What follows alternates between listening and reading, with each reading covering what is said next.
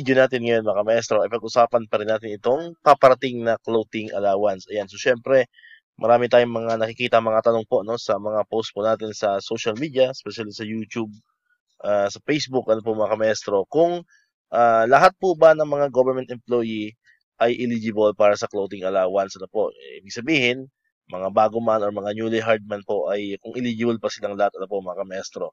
Ayan. So, ayun po no sa budget circular kung saan ito po yung pinagbabasehan po natin ano po sa pag-list po ng natatanggap po nating clothing allowance every year, ano po, especially yung latest version po ng budget circular noong nakaraang 2024. Yun po rin ginagamit natin hanggang ngayon. Ayan, makita po natin yan dito sa paragraph 9.0, ano po mga maestro, yung grant of the uniform clothing allowance due to various personal actions engagements. Ayan. Yung 9.1 po na part niya nakalagay for newly hired employee. Ayan, nakalagay po dito.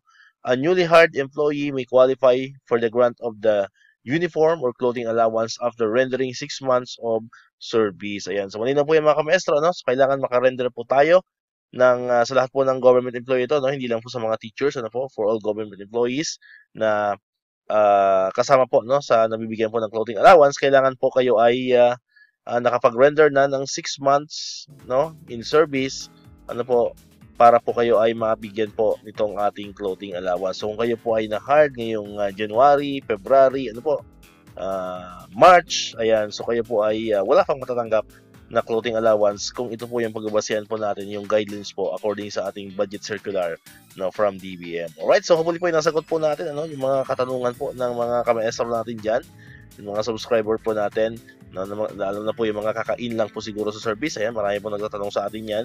So ito na po yung kasagutan dyan sa inyong mga katanungan mga kamaestro. Alright, so dito po na po natapos itong ating video ngayon. Kung di ka pa nakakapag-subscribe, click mo lang ang subscribe button yan para kayo unang nakapanood ng mga videos na ina-upload natin. Katulad dito yung mga updates pa rin tungkol sa clothing allowance and other benefits sa mga teachers and government employees. And syempre, click mo na rin ang notification bell button para ma-notify ka, always updated ka pag may mga bago tayong uploaded na video. So muli, maraming salamat sa inyong panonood at pakikinig. Once again, El Maestro, see you on my next vlog. Bye-bye!